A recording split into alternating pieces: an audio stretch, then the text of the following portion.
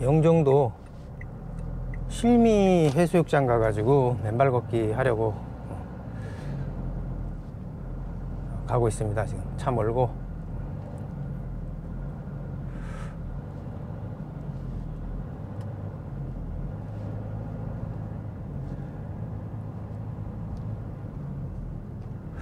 오늘 날씨가 맑다 그래가지고 일부러 토요일날 안 가고 오늘 가는데,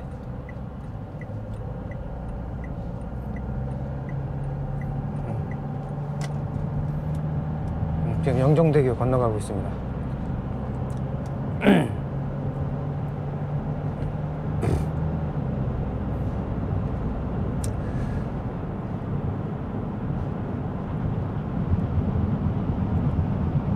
지금 지난번에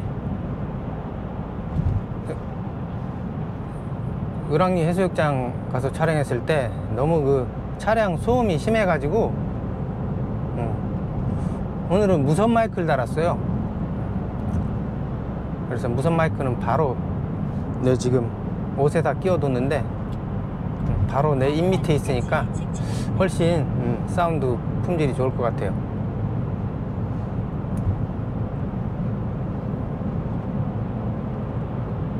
이게 고속도로라서 이게 노면 마찰음이 너무 심해 가지고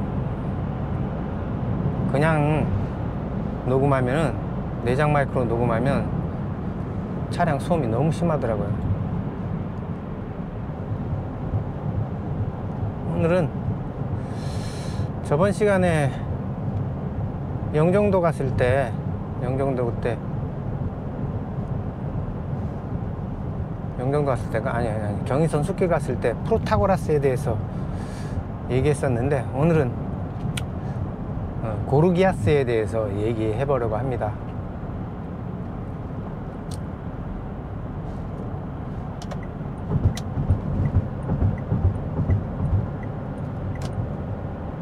전방에 좁아지는 도로가 있습니다. 전에도 말씀드렸지만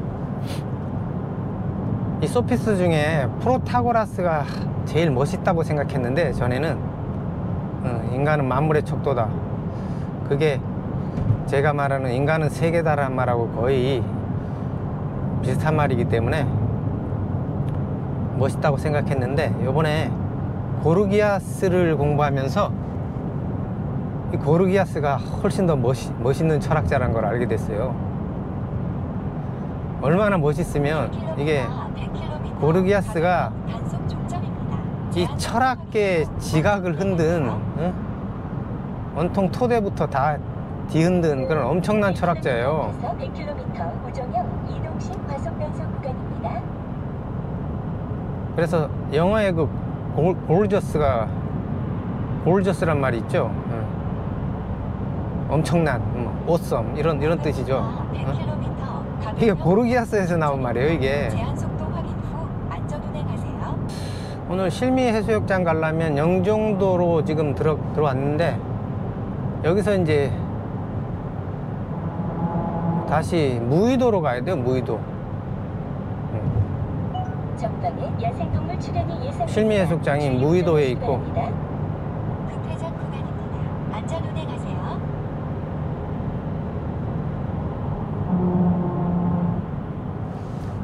그 영화 실미도로 유명한 실미도는 또 무의도 앞에 있는 조그만 섬이죠. 시간 있으면 그 실미도도 한번 들어가 보고, 당분간은 이제 차 타고 이쪽 영종도 쪽으로 또 해수욕장이 많기 때문에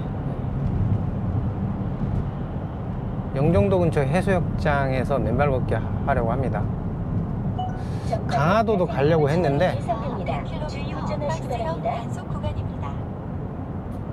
강화도는 이게 갯벌이 너무 지저분해요. 영종도는 근데 잠시 후 100km 박스형 단속 구간입니다. 전에 하나가게 해수욕장 갔을 때처럼 갯벌에 모래가 많아가지고 안전 운행하세요. 갯벌이 이렇게 흙이 많으면 쑥쑥 들어가서 이렇게 걷기 힘든데 모래가 많아가지고 이렇게 걷기가 좋아요. 맨발 걷기가. 그리고 오늘 가는 실미 해수욕장도 이게 백사장이 좋더라고요. 2km 백사장 모래가 아주 곱더라고요. 이어서 왼쪽 도로입니다. 2km 앞 대한경부 분기점이 있습니다. 드디어 실미 유원지 입구에 왔어요. 이게 못 들어가게 하네. 입장료가 있네. 겨울에는 입장료가 없는 걸로 알고 있는데.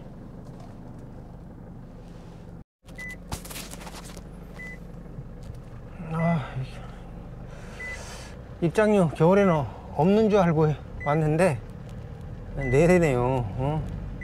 입장료 안 내면 못 들어간대요. 여기 뭐 차들 많이 와 있고 여기 화장실이 있다 그래서 일로 왔는데 화장실이 어디 있단 말이야. 화장실 없는데.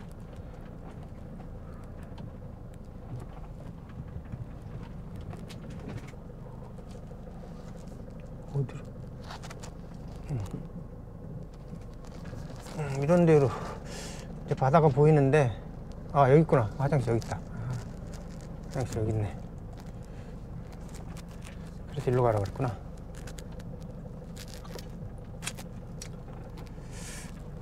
여기 바다가 보이는데 앞에서 딱 차박하면 딱인데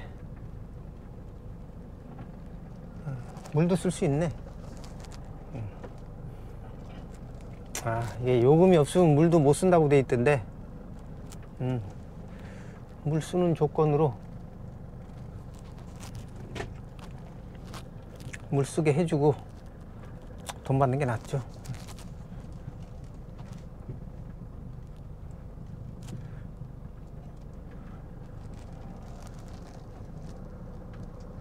어디다가 주차할까? 저기 캠핑카 뒤에다 주차해야겠어요. 바로 해변으로 가도록 하겠습니다. 오늘 날씨가 좋아가지고 바람도 하나도 안 불고 그래서 지금 무선 마이크로 녹음을 했었는데, 그 무선 마이크 쓰려면 미디어 모드를 껴야 돼요.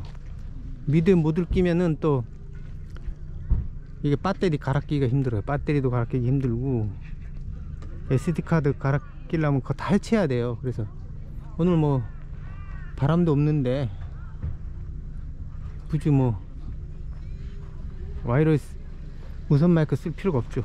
그냥 내장 마이크 써도 충분할 것 같아요. 일단 화장실부터 먼저 갔다가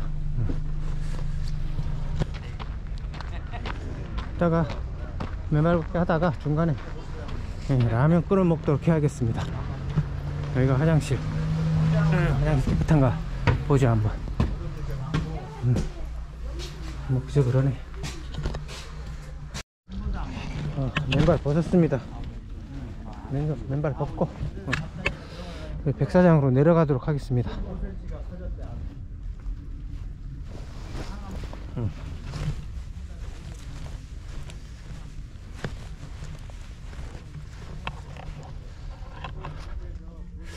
여기도 아마 이게 해가 저쪽에서 뜨네. 저쪽에서 뜨면 이쪽으로 진다는 얘긴데, 아직 해가 남중을 안 했으니까 제일 지금 정오가 아니죠. 지금 제일 높이 떠 있는 상태가 아닌데 저쪽이 동쪽이고 이쪽으로 진다는 얘긴데, 그러면 일몰을 볼 수 없네 여기선. 저쪽으로 한번 일단 가면서 얘기하죠. 이쪽은 햇빛이, 겨울이라도 지금 햇빛이 따갑네요. 그래서 그래도 걷자. 지난 방송에서 프로타고라스 할 때 제가 잘못 얘기한 게 있는데, 그때 그 인간 척도설에 대한 그 현상론적 해석이 저는 과도하다고 이렇게 자막으로 달았는데, 그 이유가 그러니까 그 현상론적 해석은 그 비존재까지 말하는데, 인간 척도설은 존재에 대해서만 얘기하지 비존재에 대해서는 얘기하지 않는다. 제가 착각을 해가지고 그렇게 얘기했는데, 다시 보니까 인간 척도설도 비존재에 대해서도 얘기하죠. 응? 있음 또는 있지 않음에 대해서, 응? 인간이 그 척도다라고 얘기하니까 있지 않음에 대해서도 얘기하기 때문에 비존재에 대해서 얘기해요. 그래서 이렇게 따져보면 현상론적 해석이 아직까지는 그러니까 인간 척도설하고 틀린 게 제대로 해석하고 있는 것으로 보여져요. 근데 제 느낌에는 이게 너무 과도하지 않냐. 어떻게 달을 보면은 달이 있고 달을 안 보면은 달이 없다.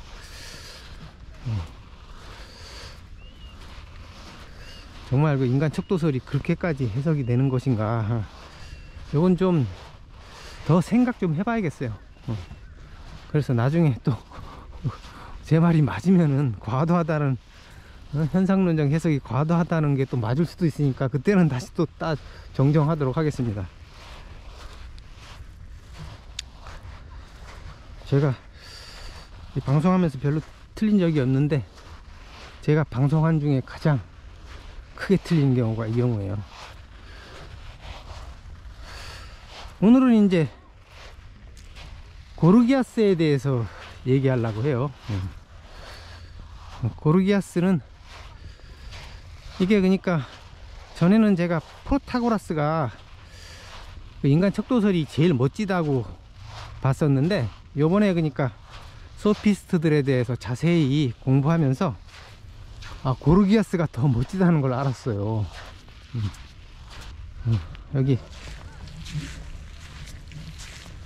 모래, 갯벌인데 모래라서 물기 있고 요런데 걷는 게 훨씬 낫죠. 뭐 조각 같은데 안 찔리도록 조심하면서 걸어야 돼요. 갯벌이 아니라서 걷기가 좋네요. 그러니까 옛날에는 고르기아스를 엄청나게 높게 평가했었는데, 고저스란 말이 나올 정도로.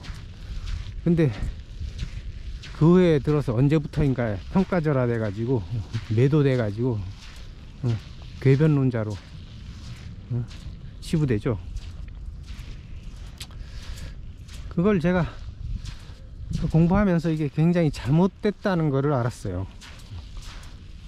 제가 보기엔 고르기아스가 프로타고라스보다 더 철학적으로 뛰어난 업적을 낸 거로 봐요. 이 고르기아스는 시칠리아 사람이죠. 기원전 483년에 태어나 가지고 376년에 죽었어요. 그러니까 무려 107세를 살았어요. 107세. 일설에는 또 487년에 태어났다는 설도 있고, 그러면 더 110세가 넘죠. 이 사람은 엄청나게 장수를 했어요. 그래가지고 소크라테스가 죽고 나서도 거의 플라톤 시대까지 살았죠. 플라톤보다 약간 일찍 죽었죠. 소크라테스보다 한 세대 윗사람인데, 임에도 불구하고 그 이후 세대인 플라톤 세대까지 활약을 했어요. 이 사람은 시칠리아 레온티노이 출신인데, 이게 그 아테네가 이제 펠로폰네소스 전쟁을 하면서 그 시칠리아에서 이제 계속 그 아테네에 도움을 청해요. 그래서 기원전 427년에 이 레온티노이에서 이제 그 시라쿠사, 그 옆에 있는 도시국가 시라쿠사하고 분쟁이 있어가지고 자기네들 도와달라고 사절을 보내는데, 그때 이제 사절로 고르기아스가 아테네에 와요. 그리고 그 후에도 이제 계속 이게 시라쿠사하고 레온티노이하고 갈등이 있어 가지고 그 후에도 계속 이렇게 시라쿠사를 공격해 달라고 아테네에 요청하는데 416년에 또 사절이 와요. 그게 이제 투키디데스의 그 펠레폰네소스 전쟁사에도 기록이 돼 있는데, 그때 이제 아테네가 오판을 해가지고 알키비아데스가 부추기는 바람에 시칠리아를 공격했다가 원정 갔다가 아주 전멸을 당하죠. 원정 가자라고 제안한 그 알키비아데스는 또 불경죄를 저질러 가지고 도망가 버리고 스파르타로, 원정에 반대한 니키아스 장군이 이제 아테네군을 이끌고 갔다가 전멸당하죠. 그것 때문에 결국은 이제 아테네가 스파르타한테 지게 된 결정적인 원인이 됐죠. 근데 427년에도 이제 그 레온티노이하고 에게스타라는 도시국가가 이제 그 시라쿠사하고 분쟁이 있어가지고 이제 아테네한테 시라쿠사를 공격해 달라고 요청하러 이제 왔을 때 고르기아스가 이제 와서 대표로 와가지고 이제 아테네에서 미네에서 연설하고 아테네한테 도움을 이제 청했죠. 그때 이제 이 고르기아스가 말을 너무 기가 막히게 잘해가지고 아테네 사람들이 완전히 반했어요. 그래가지고 연설가 수사학 선생으로 아주 큰 인기를 끌었어요. 그래가지고 아테네 한 5, 6년 머무는 것 같아요. 420년대 말까지 체류했다 그러는데, 이후에는 이제 테살리아로 가가지고 죽을 때까지 살았다 그래요.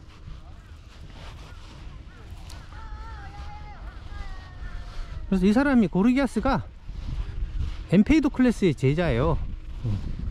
엠페이도클레스는 이제 기원전 490년에 태어나가지고 430년에 죽었는데, 이 사람도 이제 시칠리아 출신이에요.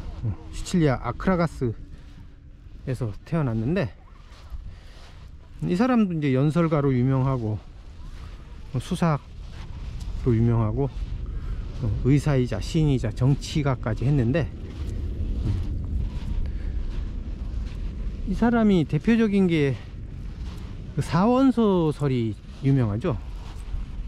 그래서 모든 물질이란 게 그 근본적인 구성 원소가 요소가 불, 공기, 물, 흙, 지수화풍이죠. 이 네 개의 원소가 모든 물질을 구성하는 기본적인 요소들이다, 이렇게 주장을 했죠. 그래서 모든 물질들은 이 지수화풍 이 네 가지, 이걸 4대라 그러는데, 이게 불교에서는, 인도에서는 4대라 그래요. 인도에서도 똑같아요. 지수화풍 네 가지를 4대라 그러는데, 그러니까 똑같이 이제 옛날에 인도 아리안이라는 민족이 같으니까 이게 기본적인 철학이 공통된 것 같아요. 그걸 이제 인도에서는 4대라 그러는데, 이 4대가 모든 물질에 이르는 기본적인 요소고, 모든 물질에 이 4대가 다 들어가 있는데 비율만 틀리다는 거예요.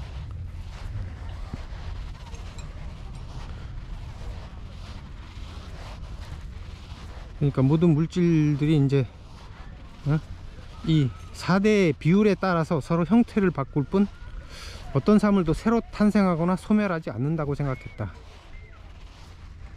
그리고 이 네 가지 원소가 이제 물질에서 결합하고 분리하는 그 원인이 사랑과 불화라고 했어요. 엠페이도클레스는. 이게 뭐 요새 과학으로 따지면 이렇게 땡기는 인력과 청력, 개념으로 설명을 했겠죠. 이 사랑과 불화라는 두 힘이 이 4대에 작용해 가지고 물질에서 이제 결합돼서 그 비율에 따라서 이제 물질의 종류가 나뉜다고 이제 엠페도클레스는 주장했어요. 근데 제 영화도 그 멘붕의 시대에도 이게 4대를 넣었어요. 4대에 대한 상징을. 제가 전에 페북에도 제 영화는 고대 철학의 4대에 대한 오마주라고 한번 얘기한 적이 있는데, 그래가지고 이 4대에 대한 상징으로 이렇게 곳곳에 이미지를 넣었어요. 그거 찾아낸 사람은 거의 없을 것 같은데,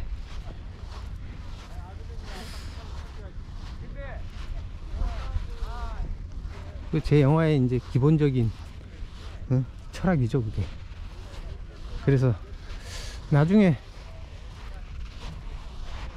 고대의 신비에 대한 다큐멘터리를 만들겠다고 옛날부터 계획하고 있는데, 거기에 대해서 이렇게 구체적으로 어떻게 만들지 구체적으로 구성은 아직 못하고 있는데, 요번에 책 내면서 이제 그 책 내가지고 그 다큐에 대한 제작비도 확보하고 그 내용도 다큐 구성안도 좀 짜는데 도움이 될 것 같아요. 그래서 제가 고대 신비에 대한 다큐를 만드는 게 아마 제 마지막 영화가 되지 않을까, 그렇게 생각이 되네요. 그 전에 뭐 한두 편 더 만들고 궁극적으로 만들고 싶은 거는, 그러니까 제일 나중에 만들고 싶은 게 고대 신비에 대한 다큐예요. 고대에 그만큼 이제 그 인간의 철학이라는 것의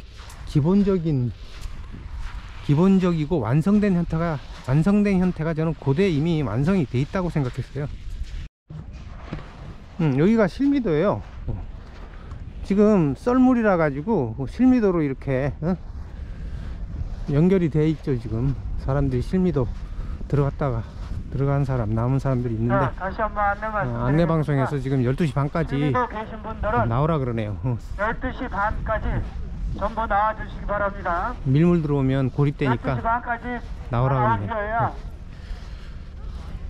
12시 40분 되면 길이 차던데요. 그러니까 그 안에 다 나오시기 바랍니다. 이 아리스토텔레스는 엠페이도클레스가 처음으로 수사학을 일으켜 놓은 사람이라고 했다 그래요. 그러니까 이제 고르기아스가 엠페이도클레스한테 수사학을 배워 가지고 그렇게 멋있는 말을 많이 할 수 있었겠죠. 그리고 엠페이도클레스는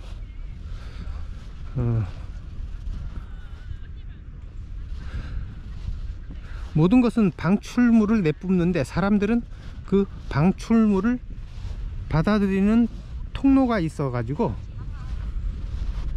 감각을 느낄 수 있다고 주장했어요. 여기 이제 감각을 어떻게 하는지 그 메커니즘을 이제 제시한 건데, 이거를 고르기아스도 그대로 주장해요.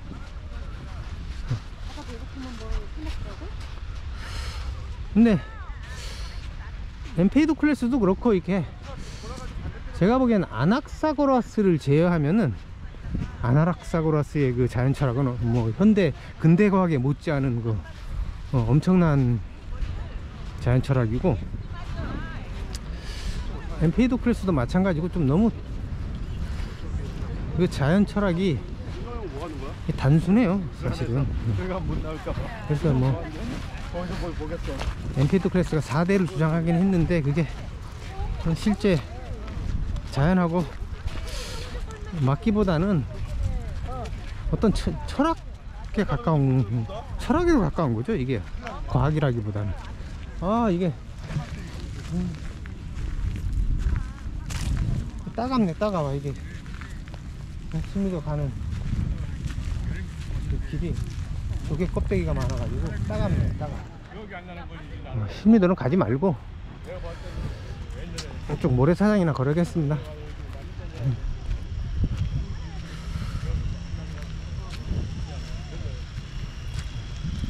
그리고 엠페이도 클래스가 이 정치적으로도 이 사람이 민주정을 지지했다 그래요. 그래서 그는 엠페이도 클래스는 자유인 다 와가지고 어떤 권력도 혐오했고 민주정을 추구한 사람이었다 그래요. 근데 이 사람이 이제 의사이기도 해가지고 시칠리아 그 남서부에 있는 셀리누스라는 도시에서 전염병이 창궐 했는데 이거를 엠페이도 클래스가 퇴치시켜줬어요. 그래서 사람들이 그 후부터 이제 완전히 엠페이도 클래스를 신으로 여기기 시작했다 그래요.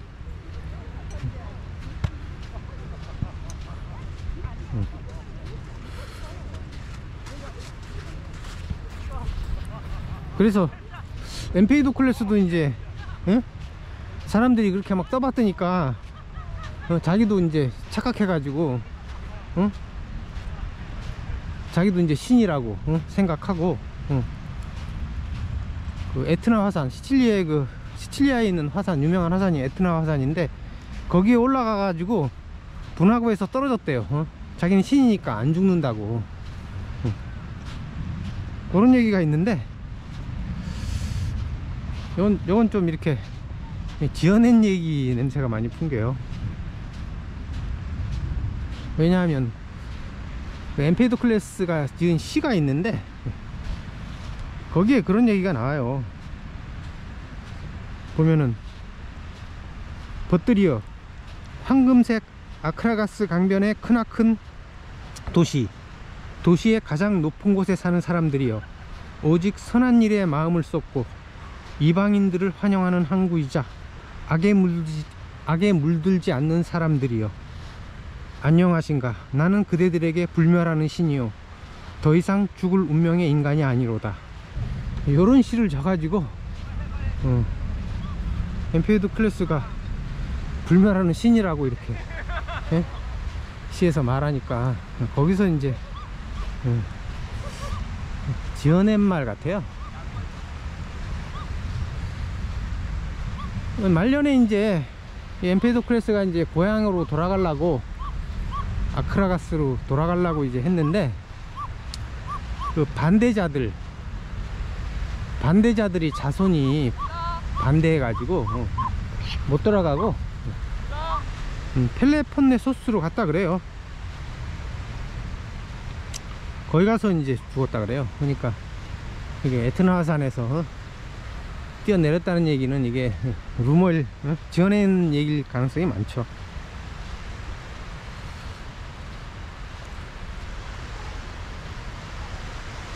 이제 고르기아스가 이 엠페이도 클래스의 제자고, 그래서 이제 엠페이도 클래스의 그 연설 솜씨하고 수사학을 물려받아 가지고 가장 혁신적인 연설가로 평가를 받아요. 그래서 플라톤의 대화편 중에 데히피아스라는 게 있는데 거기 보면 고르기아스는 레온티니인들 가운데 공동체의 일을 행하는데 가장 유능하다고 여겨져서 고욱이 보낸 사절로서 공식적으로 이곳 아테네에 와서 미네에서 말을 가장 잘한다는 평판을 얻었을 뿐만 아니라 사적으로도 시범을 보여주고 젊은이들과 함께 지내면서 이 국가로부터 많은 돈을 벌고 얻어냈지요. 그리고 시칠리아의 디오도로스라는 사람이 쓴 책에서는 이 사람은 처음으로 연설 기술들을 발견했고 소피스트임에 있어서 다른 사람들을 능가해서 제자들에게 백문화를 보수로 받을 정도였다. 이 백문화면 1문화가 60드라크마고 그러니까 6,000드라크마죠. 1드라크마가 이게 노동자 일당 정도였다 그러니까 10만원으로 치면은 이제 우리나라 요새 돈으로 100문화 아니지 만드라크마니까 10억이죠 10억.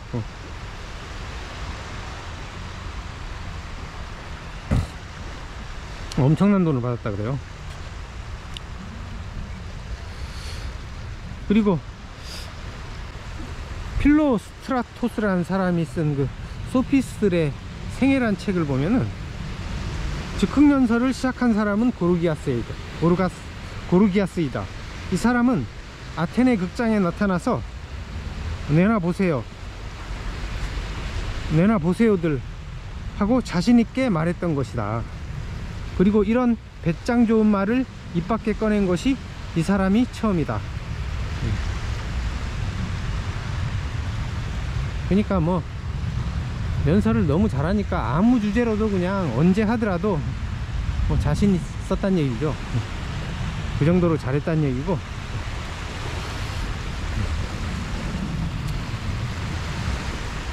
그 다음에 시칠리아의 아까 그 디오도로스는 연설 재능에 있어서 당대 사람들 가운데 단연 두각을 나타내는 연설가로 고르기아스를 평가해요. 그리고 필로스트라토스도 고르기아스를 소피스트들의 아버지로 평가하면서 이제 이게 프로타고라스가 소피스트들의 지도자로 역할을 했다 그러는데 고르기아스도 그에 못지않은 지도자 역할을 한 것 같아요.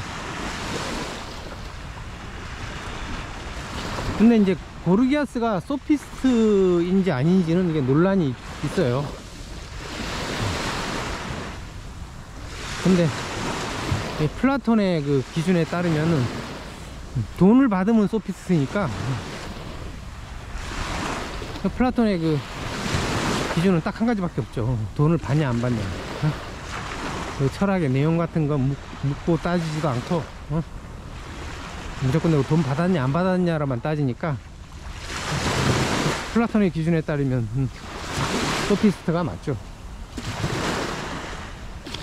그리고 희극작가 아리스토파네스는 혀로 먹고 사는 자들의 우두머리, 그러니까 고르기아스를 소피스트들의 우두머리 지도자로 본 거죠. 그 다음에 플라톤의 파이드로스라는 대화편을 보면은 그들 티시아스와 고르기아스는 참된 것들보다 우선해서 그럴 법한 것들을 더 소중히 여겨야 할 것으로 보았고, 또 이야기의 힘을 통해서 작은 것들을 큰 것으로, 큰 것들을 작은 것으로, 또 새로운 것들은 오래되게, 그 반대 것들은 새롭게 보이도록 만들며 무엇에 관해서든 이야기를 압축해서 펼치는 법도, 무한히 길게 얘기하는 법도 발견해냈죠. 이렇게 썼어요.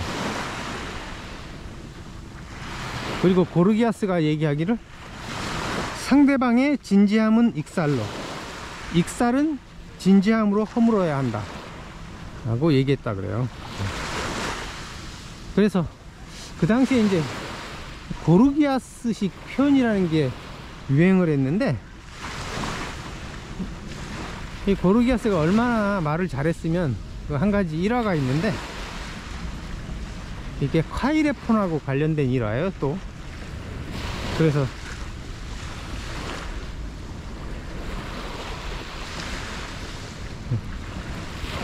아테네 카이레폰이라고 하는 어떤 사람이 있었다. 지금 내가 말하는 사람, 즉 카이레폰은 방자한 태도로 일관하면서 뻔뻔한 조롱을 일삼는 사람이었으니까 말이다. 바로 이 카이레폰이 고르기아스의 진지한 추구에 트집을 잡으면서 말했다.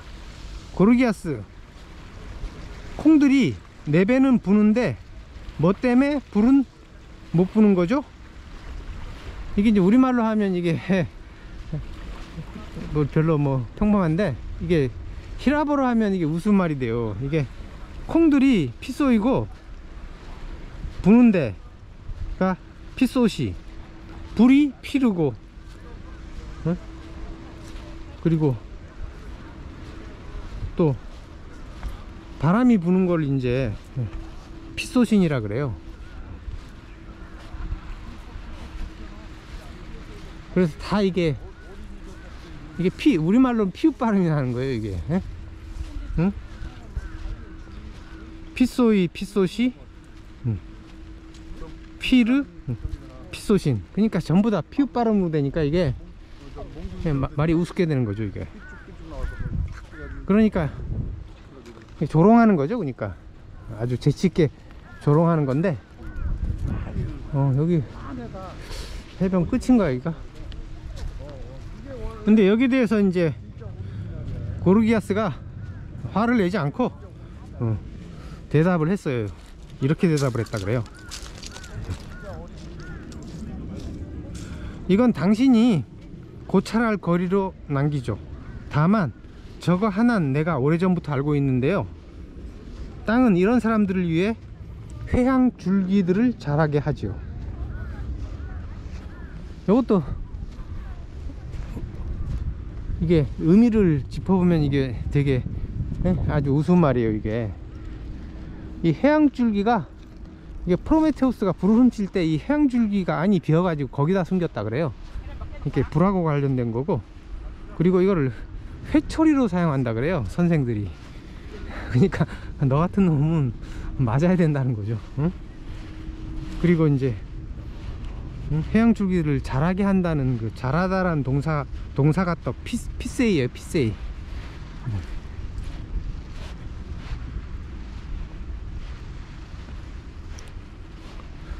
그래서 이것도 피읍으로 시작하는 동사가 돼가지고 이게 카이레폰한테 멋지게 반격을 한 거죠.